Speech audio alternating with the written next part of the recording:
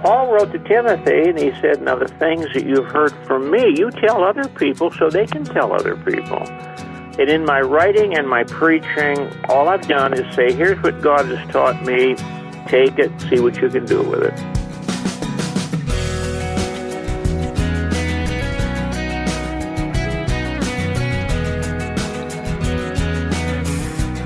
Welcome to this week's edition of First Person. I'm Wayne Shepherd with a very special guest today, Dr. Warren Wiersbe. For those of you who know Dr. Wiersbe, I think you'll enjoy catching up with this remarkable man, now in his 80s, who's had such a deep impact on the church for the past 50-plus years. And if you haven't read any of his books or listened to his sermons, you'll find out today why so many Christian pastors still look to Warren Wiersbe for leadership and wisdom in ministry. First Person is a weekly conversation with a guest who shares their faith story with us and reminds us all of God's faithfulness and calling. And we're found online at firstpersoninterview.com. Well, I love to read biographies, and one of my favorites is titled Be Myself, the autobiography of Warren Wiersbe. An avid reader himself, Dr. Wiersbe has a very extensive library and has a knack for remembering hundreds of stories and quotations. But it is his love for God and God's Word that compels him, even after a lifetime of study, to continue learning all he can. I called Dr. Wiersbe recently. He immediately instructed me to call him Warren, and we began by talking about his ministry, which is now even extending to Facebook. I know very little about it. One of my good friends who's into the media up to his eyeballs says he's monitoring it for me, so I don't know anything about it. Well, you have a couple of thousand fans there on Facebook, and and your wit and wisdom through the years is being amplified there, so we sure appreciate it. Yeah, I think what they're doing is quoting. Mm-hmm. Yeah, well, the Lord's in control. As long as they don't send me a bill, let them go. So you span quite a period of time from, late 40s in ministry all the way through Facebook now? That's quite a career. Well, I began my ministry I was saved in 1945 at a Youth for Christ rally in my hometown, not far from where you are right now, East Chicago, Indiana. Mm-hmm. And Billy Graham was the preacher, and I got saved that night. Then I started preaching when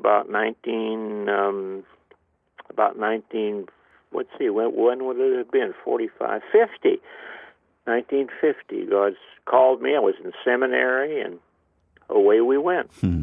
Well, you pastored in Indiana and, of course, near Cincinnati, Covington, Kentucky. Yeah. And Chicago's Moody Church. Yes. That was the biggest surprise of all, that God would pick me up and put me at Moody Church. And I want to say right now that it was a privilege to follow Dr. George Sweeting.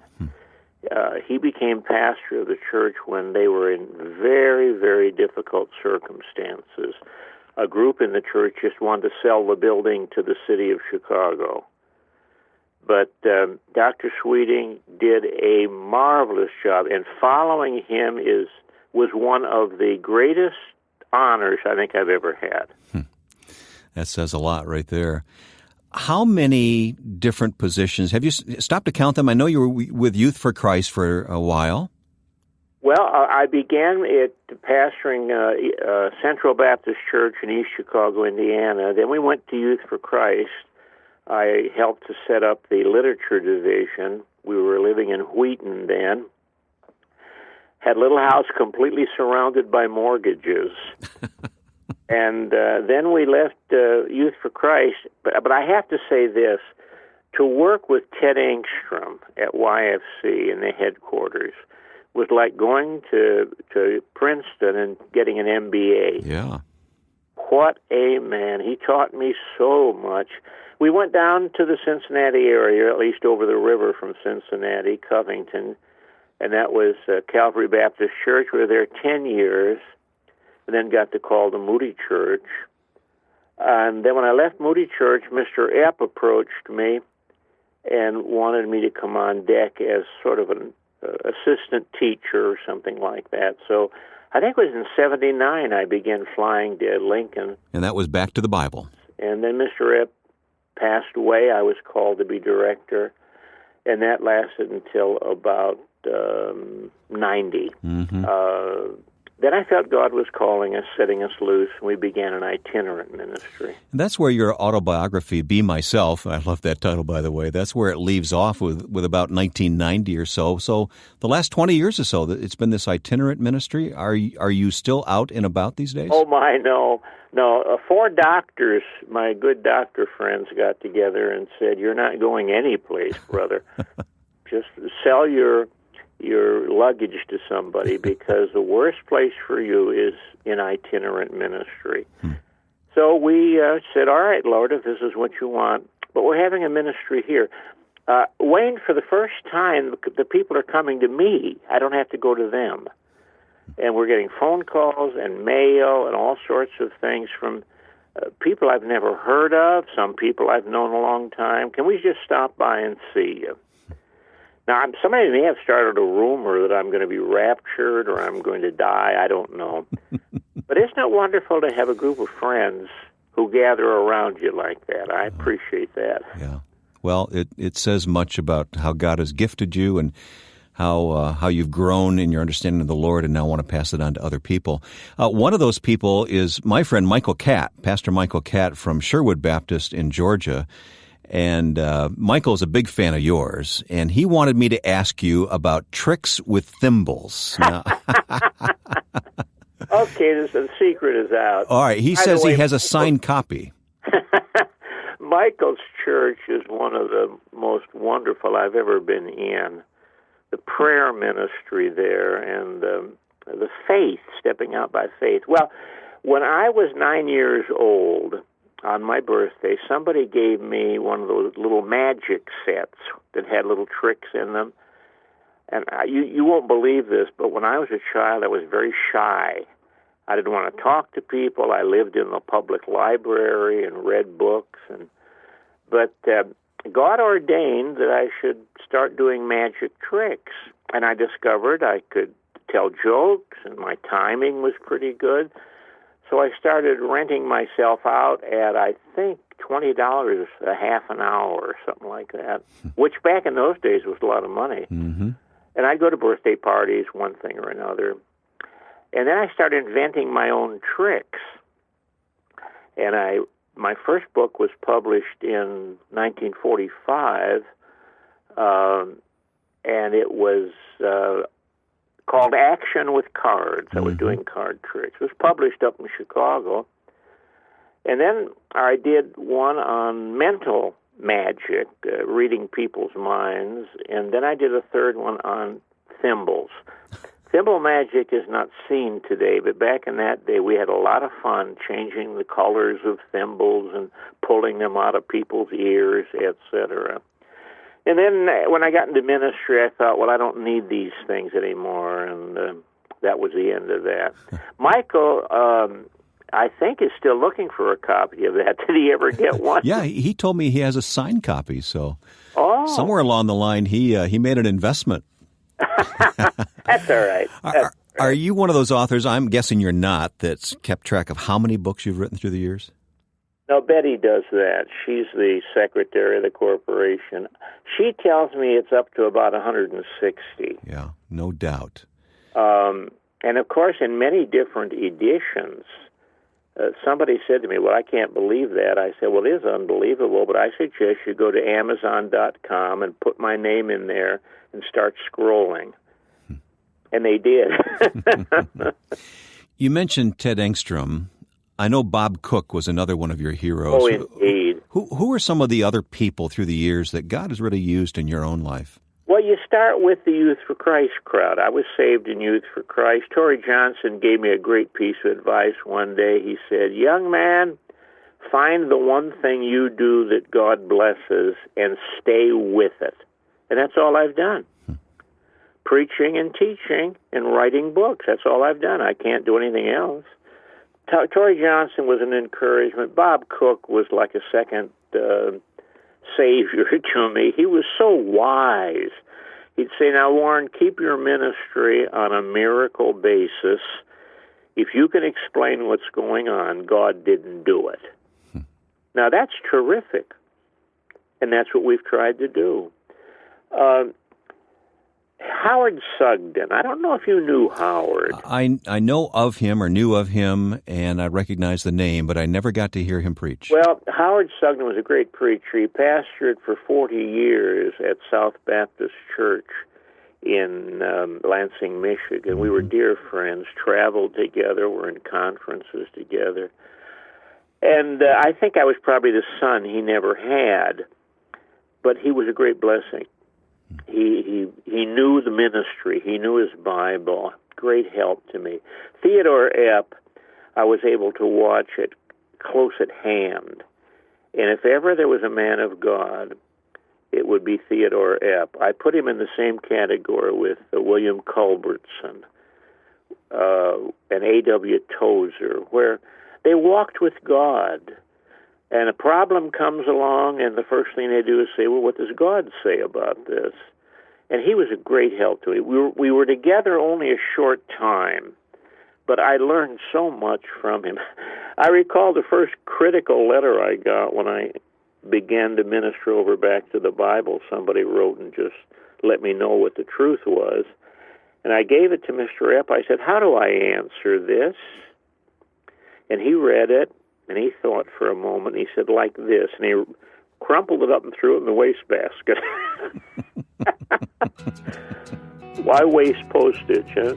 He loves to tell stories and laugh. We'll continue this conversation with Dr. Warren Wiersbe coming up on First Person.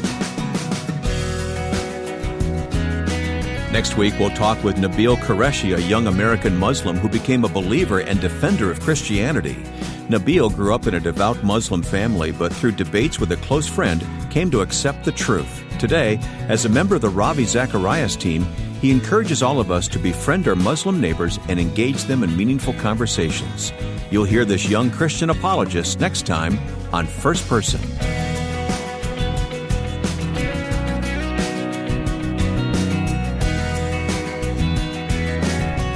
Warren, you were telling us of the men who have had such an influence on you through the years. Mentoring has always been important to you, whether you are the mentoree or the mentor, right? Other people spent time with me. I look back, I can't begin to name them all. But I remember J. Sidlow Baxter, the great British Bible teacher. I taught him how to drive. We spent a week together, and I'd gone to hear him preach at a conference, and he asked me, he said, I'm going to stay in the States and minister for a while, need to learn how to drive. So he invested, I didn't, he invested hours during that week. And it was like walking with Moses. What a blessing he was to me. I have only returned to others what others have done for me. Bob Cook spent time with me. Dr. Culbertson was a great encouragement. When God called him home after I'd gone to Moody Church, it was a real loss to all of us. I feel that what Jesus said is true in many areas. Freely you have received, freely give. I have high school students phone me here in Lincoln and say, have you got some time to talk about something? Sure, I'm an old man, but come on over. Pastors. I just recently spent some time with a very fine young pastor, but he's learning. Paul wrote to Timothy, and he said, now the things that you've heard from me, you tell other people so they can tell other people. And in my writing and my preaching, all I've done is say, here's what God has taught me. Take it, see what you can do with it. So it is both a conscious choice and really a lifestyle at the same time, isn't it? Well, if you had told me 50 years ago this was going to happen, I wouldn't have believed it.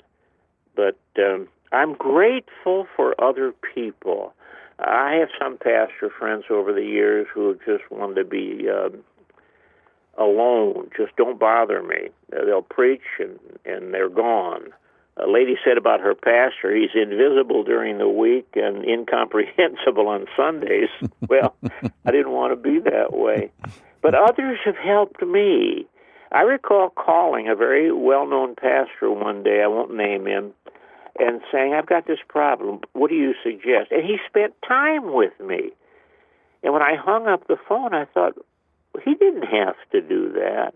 One of the problems today is we have too many celebrities and not enough servants. And a servant cannot say no. Now, sometimes you have to say no because the person is not really operating right. But one of the greatest joys of my life, Wayne, has been to watch other people grow and take over. That's one of the questions I had for you today. It actually came from a friend of mine. I told him I'd be talking to you and ask if he had any questions. He wanted me to ask you about your greatest joy. Well, I suppose there is not such a thing as the greatest joy. I can think of so many things that God has done. To me, it's a great joy to find a truth in God's Word and be able to put it in language people can understand. Mm-hmm. I don't know how many times I've been reading my Bible in my devotional time or in my study time, and I've said, well, how long has that been in the Bible? I'm sure you've had the same experience. Yeah, it's a living word, isn't it? Exactly. But I think one of my truly greatest joys is to see a young Christian grow and then find his or her way into service. So I should think that in a pastor's life, next to leading people to Jesus, just seeing people influenced because you prayed for them and you spent time with them. We're living in a busy generation, Wayne, and I think pastors need to remember what Alan Redpath used to say. I heard him say it so many times: beware of the barrenness of a busy life. Wow. All right. What about your deepest heartache in life? To see somebody fail for whom you prayed much. There are certain faces that come before my imagination, and I just grieve. They had great potential. Were in a place where they could serve God, and then something happened. I don't know what, and now they're not doing that anymore, and that's a heartbreak. I don't think many Christians realize what a heartbreak Judas was to Jesus. Jesus did everything he could do to get a hold of Judas, his heart, his mind, his will, and it never happened. Well, he was one of the 12, so that says a lot, doesn't it? Well, Charles Spurgeon said, if you want to have a devil, start with an angel, and if you want to have an apostate, start with an apostle. And there's a lot of truth to that, because the higher we go, the more dangerous it is. We take ourselves too seriously. We say, well, I'm here and I'm safe and I can do what I want to, but you can't.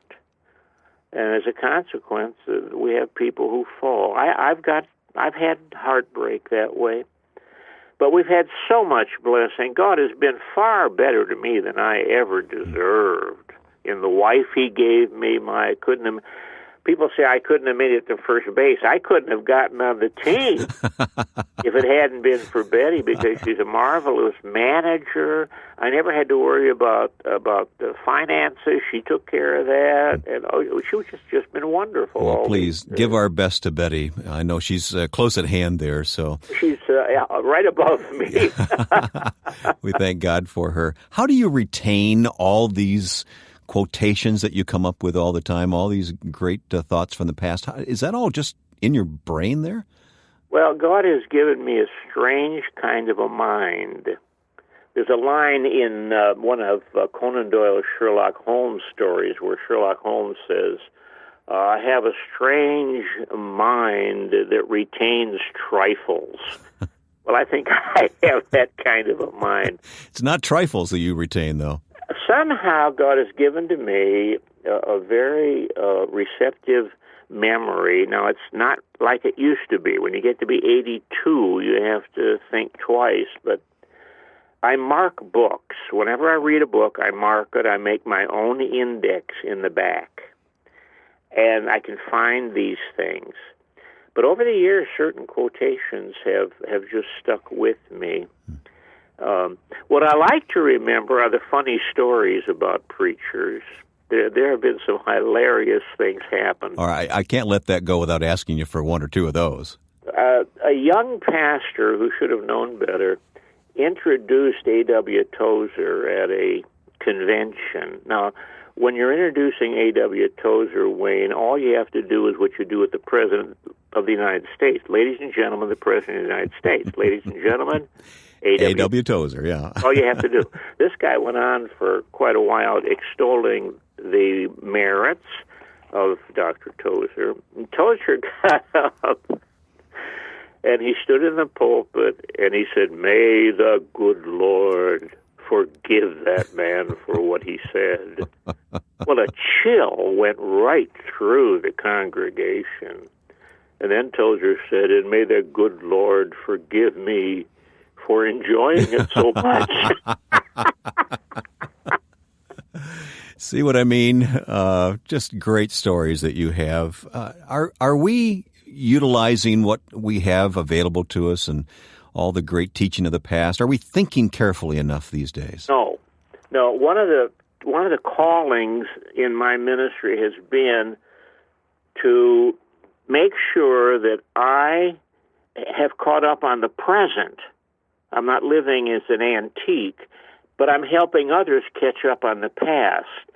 The books that I've written on the great preachers, for example, and the great Christians, I wrote them for people to find out, well, who was Spurgeon? Who was A.W. Tozer? Who are these people? Because if you don't know the past, you're condemned to repeat it. George Santayana said that, and it's a great quote. The young people today are so caught up, many of them, in the latest trends, the latest this, the latest that they forget that God was at work centuries ago, eons ago. And so in my books, I have tried to say, now look, you need to learn from John Henry Jowett. You need to find out who was Robert Murray McCheyne. Because if you don't immerse yourself in the past, the present won't be very meaningful, and the future is going to be horrendous. So I've dedicated my life to doing that. Baker brought out 50 people every Christian should know, which is a combination of several of my books with biographies. And I hope people read it and find out that things did happen before we arrived. Today's conversation with Dr. Warren Wiersbe was recorded a couple of years ago, but just prior to this broadcast, I called Dr. Wiersbe and had a wonderful telephone visit with him. Life today is much the same for him as you heard. He's still writing and meeting with local pastors where he lives, but he's unable to travel. A wonderful talk with him today, and I can confirm that his sense of humor is as sharp as ever. If you missed any portion of today's conversation, you can listen to the entire interview on our website, firstpersoninterview.com. And then I invite you to join us on Facebook for updates and additional information. You'll be able to locate us at facebook.com/firstpersoninterview. Next week, we'll talk with a young man who set out in life to seek Allah but encountered Jesus instead. Listen to Nabil Qureshi's testimony next week. Now, with thanks to my friend and producer Joe Carlson, I'm Wayne Shepherd. Join us next time for First Person.